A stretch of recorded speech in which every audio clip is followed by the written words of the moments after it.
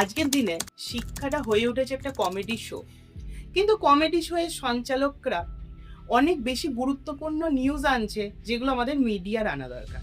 আর media ওরা তো ঝালমুড়ি খেতে ব্যস্ত। झालमुड़ी सिर्फ एक स्ट्रीट फूड नहीं है, ये एक इमोशन है। ये তাই আজ আমরা দেখতে চলেছি সেই শিক্ষাকে নিয়ে কমেডি শো, যেখানে হিরো আমাদের মাননীয় কিছু মন্ত্রী আর সিবিএসসি বোর্ডের যারা হেড বসে আছে, আর একটা কোম্পানি যে সামান্য কিছু টাকার জন্য 18 লাখ বাচ্চার ভবিষ্যৎ নিয়ে খেলার আগে একবারও ভাবেনি। আর এখানে ভিলেন হয়তো আজকে আমাদের দেশের স্টুডেন্টরা। নমস্কার, আমি রাহুল। আজকে আমরা দেখতে চলেছি এডুকেশন নিয়ে সব থেকে বড় অমানবিক ঘটনা। দিনটা ছিল 13ই মে 2026। দিল্লির একটা 17 বছরের বাচ্চা বেদান্ত শ্রীবাস্তব, সে খুবই এক্সাইটেড ছিল, কারণ আজ তার সিবিএসসি ক্লাস 12 এর রেজাল্ট। এই রেজাল্টটা শুধুমাত্র তার জন্য একটা কাগজের টুকরো ছিল না, এই রেজাল্টটা ছিল তার কাছে তার বাবা মায়ের এক্সপেকটেশন আর তার স্বপ্ন যে সে কম্পিউটার সায়েন্স নিয়ে পড়বে, সেইটা পূরণ করার একটা চাবিকাঠি। এই নাম্বারের ভিত্তিতেই তার পুরো ভবিষ্যৎটা জুড়ে ছিল। সে যখন তার রেজাল্টটা দেখলো, সে খুবই ডিসঅ্যাপয়েন্টেড হলো। কেন? কারণ সব সাবজেক্টে ঠিক ছিল, কিন্তু ফিজিক্সে সে পেয়েছিল 64। সে এত কম কোনোদিনই এক্সপেক্ট করেন। তো সে কি করলো, সে রীতিমতো সিবিএসসির ওয়েবসাইটে গেল, পেমেন্ট করলো আর নিজের খাতাটা রিভ্যালুয়েশনের জন্য দিল, মানে খাতাটাকে আরেকবার চেক করতে আবেদন করলো। সে যখন ইমেলের সাহায্যে তার খাতাটা পেলো, সে কি দেখলো আমি আপনাদের দেখাচ্ছি। এটা হচ্ছে তার কম্পিউটারের খাতা, এটা হচ্ছে তার ইংলিশের খাতা, আর এটা হচ্ছে ফিজিক্সের খাতা। কম্পিউটার আর ইংলিশের খাতার হাতের লেখাটা এক, কিন্তু ফিজিক্সের খাতার হাতের লেখাটা ঠিক আলাদা মনে হচ্ছে না? হ্যাঁ, একদমই ঠিক ধরেছে। তার ফিজিক্সের খাতার হাতের লেখাটা পুরোপুরি আলাদা। আর একটু ডিটেলসে যখন সে দেখলো, সে জানলো এই ফিজিক্সের খাতাটা তারই না, অন্য একজনের ফিজিক্সের খাতা তার ফিজিক্সের খাতা হয়ে আপলোড হয়ে গিয়ে সে কি করবে ভেবে পেল না। লাস্ট মুহূর্তে সে এক্সে নিজের অ্যাকাউন্ট খুললো। 23 মেতে একটা পোস্ট করল, ফিজিক্সে খুব কম নাম্বার পাওয়ার জন্য আমি সিবিএসসি তে রিভ্যালুয়েশন করেছিলাম, আর যে কপি পেয়েছি সেটা আমার না।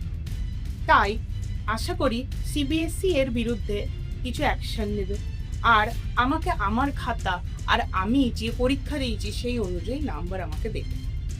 এই লিখে সিবিএসসি আমাদের এডুকেশন মিনিস্টার, পিএম সবাইকে ট্যাগ করে একটা পোস্ট করলো, এই ভাবনায় যে হয়তো আজকে সোশ্যাল মিডিয়ার জোরে বা সোশ্যাল মিডিয়ার জন্য সে কিছু একটা ফলাফল পাবে।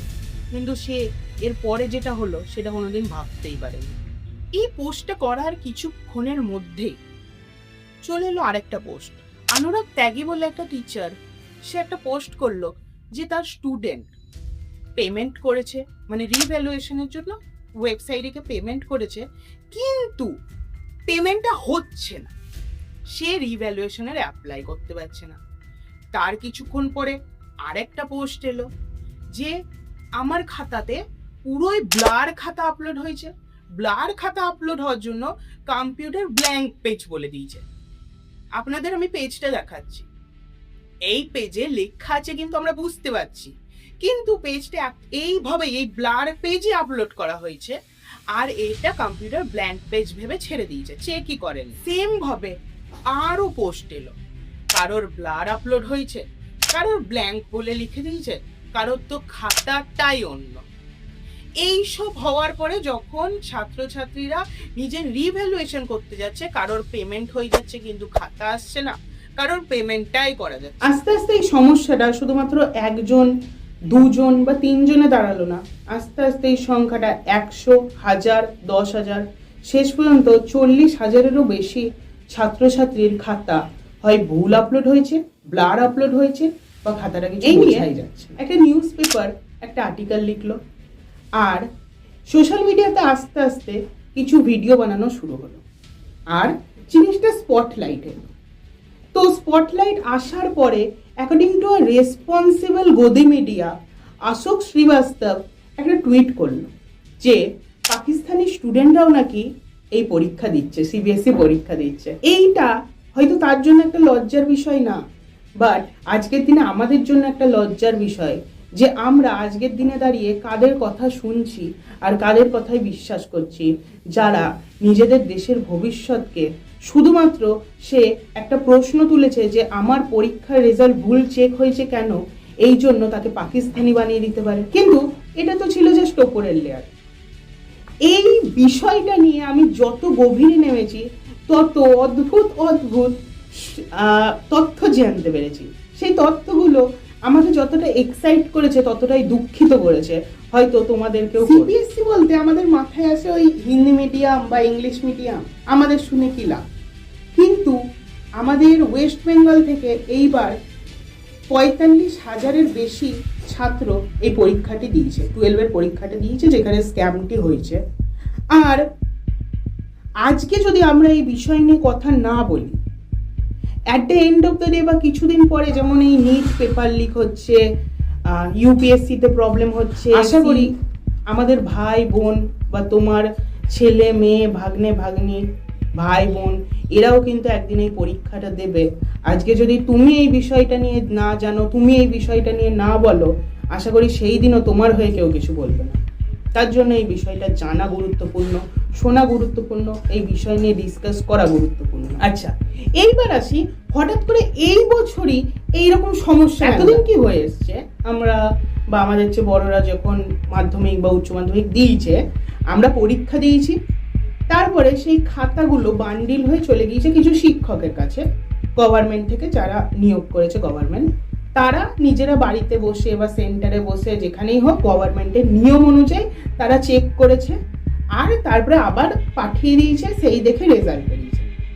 কিন্তু সিবিএসই ভাবলো যে এত ঝামেলা করার দরকারই না, এই পুরো টেন্ডারটা দিয়ে দিই একটা কোম্পানিকে, সেই কোম্পানি পরীক্ষাটা আমরা নিয়ে নেবো, মানে সিবিএসই নিয়ে নেবে, আর বাকি সব খাতা চেক করা রেজাল্ট বের করার দায়িত্ব দিয়ে দিই ওই কোম্পানি। তাহলে কোন কোম্পানিকে দেবে? তার জন্য গভর্নমেন্ট একটা সিস্টেম ইন্ট্রোডিউস করেছে, টেন্ডার সিস্টেম। টেন্ডার সিস্টেমটা কি? একটা নির্দিষ্ট সিবিএসসি পোর্টালে সিবিএসসি টেন্ডার দেবে, মানে কাজটা দেবে যে আমাদের এত খাতা চেক হবে, আমরা এত টাকা দিতে পারি, আমাদের এই এই এই এই নিয়ম তোমাদের মানতে হবে। এই টেন্ডার বা কন্ট্রাক্টের জন্য অ্যাপ্লাই করেছিল টিসিএস, কোয়েম, এডুটেক। এই কোয়েম এডুটেকই কিন্তু এই গল্পের একটা বড় হিরো। এই কোম্পানি নিয়ে একটু পরে আসছে। বেশ, আরো বিভিন্ন কোম্পানি অ্যাপ্লাই করেছিল। এবার ভালো করে শুনুন, এবার এই কন্ট্রাক্ট বা টেন্ডার কিন্তু একবার হয়নি, 3বার বের করেছে। হঠাৎ করে একটা পরীক্ষার জন্য 3বার আলাদা আলাদা টেন্ডার কেন বেরোলো? একটু দেখি আগে 3টে টেন্ডার, তাহলেই বুঝতে পারবো।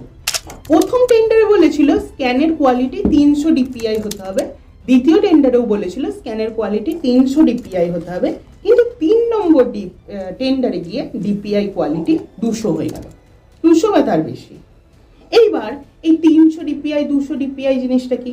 ধরো তুমি ইউটিউবে ভিডিও দেখছো, তো 4K কোয়ালিটি হলো 300 ডিপিআই, আর 720 বা 720p কোয়ালিটি হলো 200 ডিপিআই। তার মানে কিছুই না, 300 ডিপিআই এর বেশি ভালো কোয়ালিটির ছবি আপলোড হতো, 200 ডিপিআই কম ভালো কোয়ালিটির ছবি আপলোড হবে। এইবার শুধু এই না, এর পরের যে টেন্ডারে পয়েন্টটা ছিল যে অটোমেটিক রোবোটিক স্ক্যানারের সাহায্যে এই কপিগুলো খাতাগুলো স্ক্যান করতে হবে। মানে এটা হচ্ছে একটা হাই কোয়ালিটি, মানে প্রফেশনাল, একবারে full professional level high quality machine. এই স্ক্যানারে করলে ডিটেল ছবি বেরোতো। এটা ফার্স্ট আর সেকেন্ড টেন্ডারে ছিল, কিন্তু 3 নম্বর টেন্ডারে এটাকেও তুলে দিল, দিয়ে বললো একটা প্রপার স্ক্যানার হলেই হবে। এরপরে আসে আরেকটা পয়েন্ট, প্রথম আর দ্বিতীয় টেন্ডারে যে পরীক্ষা নেবে সেই কোম্পানিটাকে গভর্নমেন্টের কাছে গভর্নমেন্ট লেভেল দেয়, যে লেভেল 1 মানে খুব খারাপ, নেওয়াই যাবে না, লেভেল 2 মোটামুটি, লেভেল 3 ওই মানে নিচু লেভেলেরই, ভালো না, লেভেল 4 মোটামুটি, লেভেল 5 এর বেশি হলে ভালো। তো সিবিএসই প্রথম আর দ্বিতীয় টেন্ডারে বললো তোমাদের মিনিমাম লেভেল 5 হতে হবে, ঠিক আছে। এই লেভেল 5 ধরো 5 star restaurant, 3 star restaurant, 1 star restaurant, যেরকম হয়, যত বেশি লেভেল তত ভালো। এবার 3 নম্বর টেন্ডারে হঠাৎ করে এই লেভেল 5টাকে লেভেল 3 করে দেওয়া হলো। কেন হঠাৎ করে এই 300 ডিপিআইটা 200 ডিপিআই হচ্ছে কেন? অটোমেটিক রোবোটিক মেশিনটা সিম্পল স্ক্যানার হচ্ছে কেন?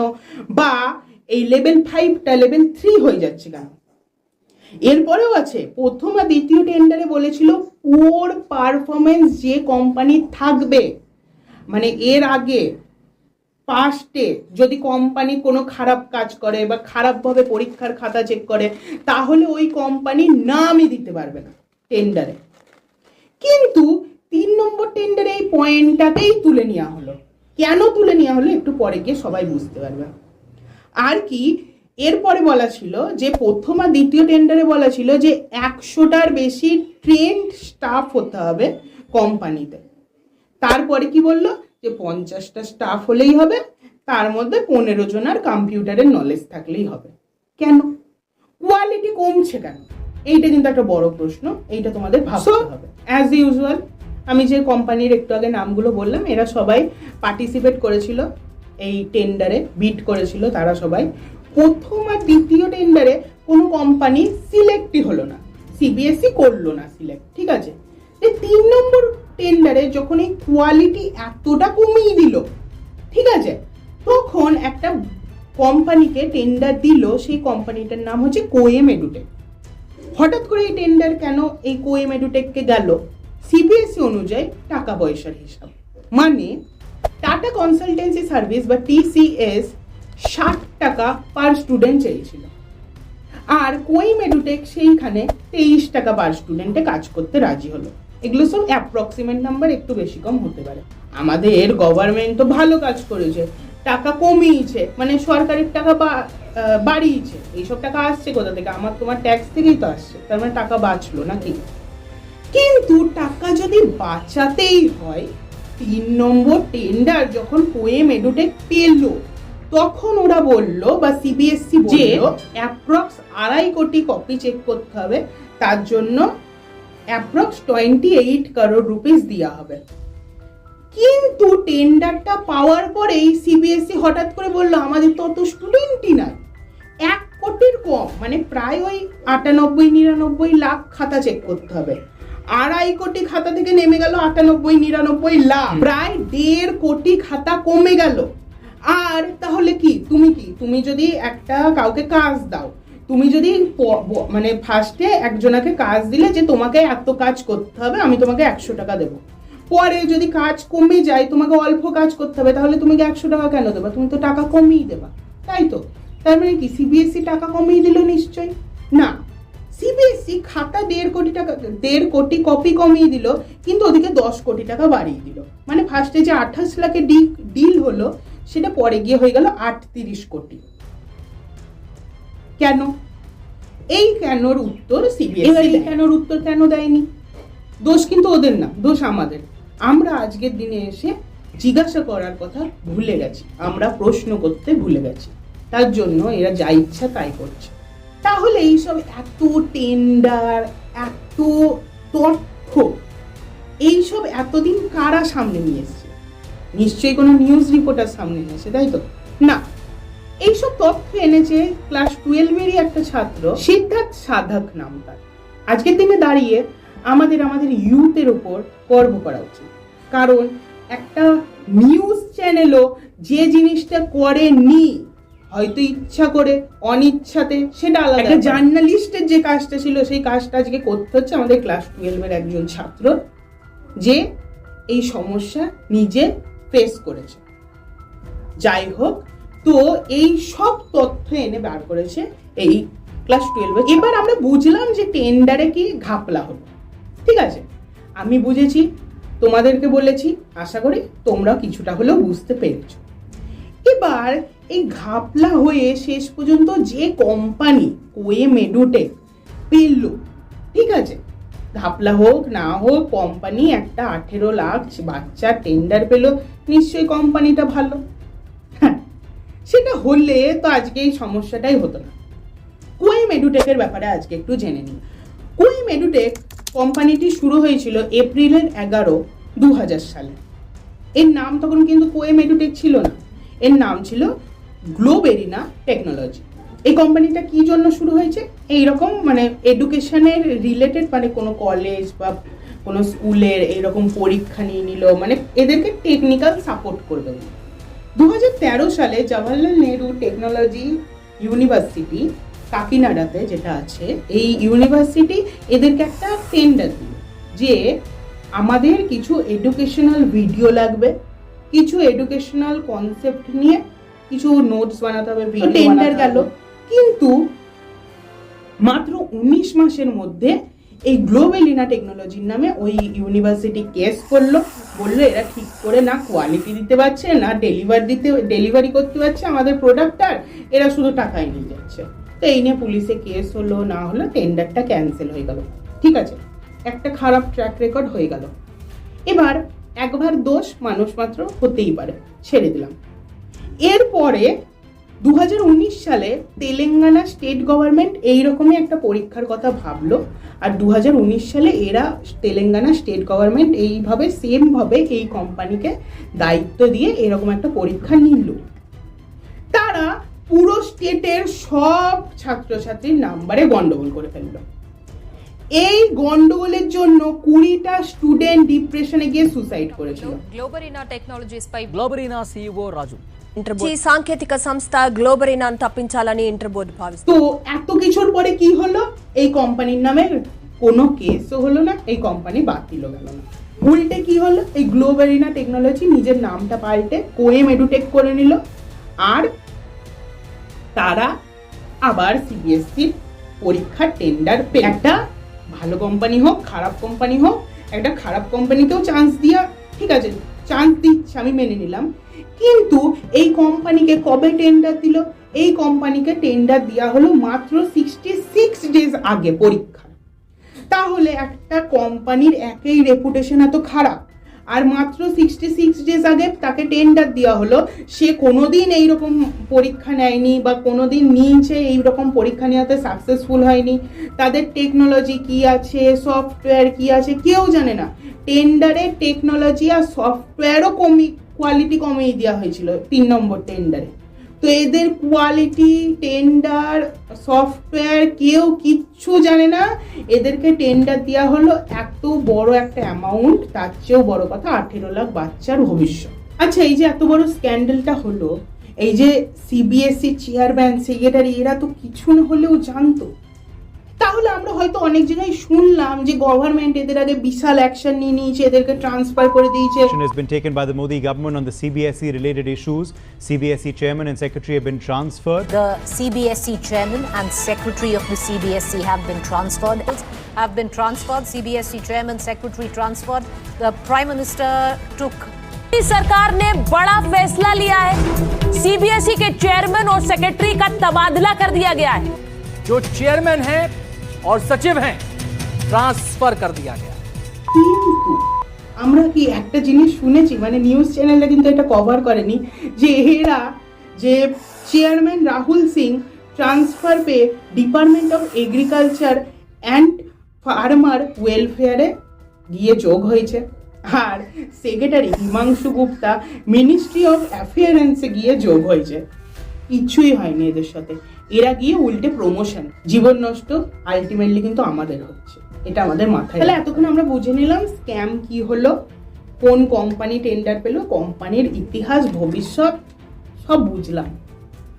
কিন্তু সিবিএসসি তো ভালো, সিবিএসসির বোর্ড ভালো, এত বড় একটা বোর্ড, এদের কি কোনো সমস্যা হতে পারে?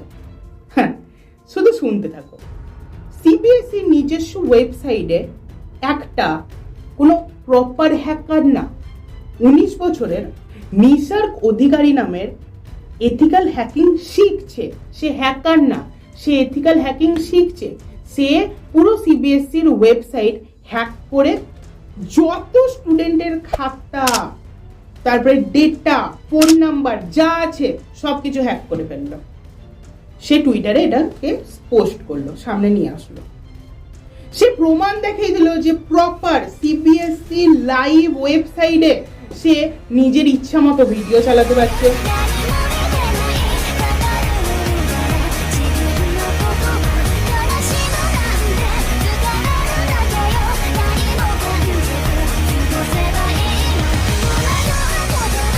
সে ওখান থেকে সব স্টুডেন্টের তথ্য নিতে পারছে, আর এমনকি সে সব স্টুডেন্টের খাতাপত্র, সব মার্কশিট সব দেখতে পাচ্ছে। আজকে এই জিনিসটাই যদি বাইরের কোনো একটা কোম্পানি করতো, কোনো বিদেশি, আমরা চাইনিজ ফোন আজকের দিনে ব্যবহার করা কমিয়ে দিচ্ছি কি না, চাইনিজ ফোন থেকে ডেটা নিয়ে গিয়ে চাইনারা দেখে ফেলবে। আজকের দিনে টিকটক গভর্নমেন্ট ব্যান করে দিয়েছে, কেননা টিকটক চাইনিজ কোম্পানি আমাদের ডেটা নিয়ে গিয়ে চায়নাতে পাচার করে দিচ্ছে। আরে 19 বছরের একটা ছেলে যদি ওয়েবসাইট ঘেটে সব ফোন নাম্বার আর সব ডেটাগুলো এক্সট্র্যাক্ট করতে পারে, চায়নার কোনো একটা হ্যাকার পারবে না? তাহলে আমরা সিকিউরিটি নিয়ে একদিকে এত অ্যাডভান্স, আর নিজে একটা ওয়েবসাইটই ঠিক করে বানাতে পারছি না। এবার জেনে নিই কে কি বললো। পোয়েম এডুটেক মানে যে কোম্পানি এই পরীক্ষাটা নিল, এই কোম্পানির চেয়ারম্যান কি বললো একটু জেনে নিই। সে বললো এইসব ভুল তো আমাদেরই না। কেন? পরীক্ষাটা কিভাবে হয়েছিল? পরীক্ষাটা হয়েছিল ওদের কোম্পানি স্ক্যান করেছিল। হ্যাঁ, ওদের কোম্পানি স্ক্যান করে একটা ওয়েবসাইটে আপলোড করে দিয়েছিল। টিচাররা বলে সেই ওয়েবসাইট থেকে নিচের একটা টিচার চেক করেছে। হ্যাঁ, কোনো কম্পিউটার অটোমেটিক্যালি চেক করেনি তার কথা অনুযায়ী, বা টেন্ডারটা এরকমই ছিল যে তারা শুধু OSM অন স্ক্রিন মার্কিং মানে এটাই যে শুধু স্ক্যান করে একটা ওয়েবসাইটে আপলোড করে দেওয়া হবে, আর টিচাররা কম্পিউটারের সাহায্যে, মানে টিচাররাই প্রপার কম্পিউটার নিয়ে চেক করবে। কিন্তু এইখানে আমার একটা প্রশ্ন, এই যে ছবিটা, এইখানে কিন্তু একটা মানুষ আরামসে দেখে বুঝতে পারবে যে এটা ব্লার, এটাই লেখা কিন্তু আছে। তাহলে হঠাৎ করে একটা টিচার বা একটা মানুষই যদি চেক করে, তাহলে সে ব্ল্যাঙ্ক লিখবে কেন? এটা দেখে মনে হচ্ছে না কম্পিউটারের কাজ। এবার তারা সত্যি বলছে না মিথ্যা বলছে সেটা তো আমি জানি না। যাই হোক, তারা বললো যে এখানে আমাদের কোনো দোষই নাই, যারা চেক করেছে তাদের দোষ। ঠিক আছে, এড়িয়ে গেল, ভালো কথা। তাহলে দোষ কার? PM আমাদের প্রাইম মিনিস্টার এইসব নিয়ে একটাও স্টেটমেন্ট দেয়নি। হয়তো তার কাছে শিক্ষাটা পরে আসে, মেলোডি চকলেটটা আগে আসে। জামাই সেজে আমি হাজির হয়েছি। এরপরে আসে আমাদের এডুকেশন মিনিস্টার ধর্মেন্দ্র প্রসাদ। সে বলল আমারই তো দোষ না, আমি আবার কি করলাম? সে বলল আমি এনকোয়ারি কমিটি বসিয়ে দিচ্ছি। এত বছর ধরে যেটা বলে আসলো সবাই, যে সব জায়গাতেই এনকোয়ারি কমিটি বসে যাচ্ছে, কিন্তু ফলের ফল আমরা কিছুই পাচ্ছি না, 2 দিন পরে আমরা ভুলে যাচ্ছি, ব্যাস। ঠিক আছে, তারপরে আসি নিউজ চ্যানেল। নিউজ চ্যানেলরা প্রথমত কিছু বলেনি, কিন্তু যেই খুলাসা হলো তখনই সবাই নিউজ বানানো শুরু করে দিল যে আমরা, আজ তাক বলছে আমরা বলেছি বলে এই খুলাসা হলো, এ বলছে আমরা বলেছি বলে এই খুলাসা হলো। কিন্তু এই যে 3টে বাচ্চা বা এত বাচ্চাগুলো নিজে থেকে এই জিনিসটাকে তুলে আনলো, সেটা হয়তো তারা বলতে ভুলে গেল। দেশভাগ নিউজ চ্যানেল কভার করেছে, এরকম অনেক online news channel, YouTube news channel cover করেছে। টিচাররা সাপোর্টে আছে, সব টিচাররাই এখনো বলছে। তারপরে হচ্ছে অপোজিশন রুলিং পার্টি এখন হেড রাহুল গান্ধী, সেও এদের নিয়ে কথাবার্তা বলেছে, এদের নিয়ে ভিডিও করেছে। আজকের দিনে বাচ্চারা এই কথাটা প্রমাণ করে দেখিয়েছে যে তোমার এগেনস্টে যত বড়ই পাওয়ার হোক, তোমরা যদি সত্যের পথে চলো, তোমরা কিন্তু একলা চলেও দুনিয়াকে দেখিয়ে দিতে পারবা যে তোমাদের সাথে ভুল হয়েছে। এবার বিচার পাচ্ছ না পাচ্ছ এটা তো সামনের জনের উপরে। আজকে যতক্ষণ আমি ভিডিও রেকর্ড করছি, কোনো প্রপার বিচার বাচ্চারা পায়নি। এরপরে পাবে নাকি আমি জানি না। আজকে যদি তারা বিচার পেয়েও যায়, সেটা কথা না, সেটা কনক্লুশন না। আমাদের মাথায় রাখতে হবে যে এইরকম প্রবলেম হলো কেন, এরকম একটা কোম্পানিকে হঠাৎ CBSE টেন্ডার দিল কেন, যারা এর সাথে যুক্ত চেয়ারম্যান, সেক্রেটারি, এরা তো নিশ্চয়ই এত বড় স্ক্যাম হলো কিছু না কিছু জানতো। এরা হঠাৎ করে ট্রান্সফার পেয়ে আরো ভালো পোস্টে গেল কেন? এইগুলো আমাদেরকে মাথায় রাখতে হবে, আমাদেরকে প্রশ্ন করে যেতে হবে।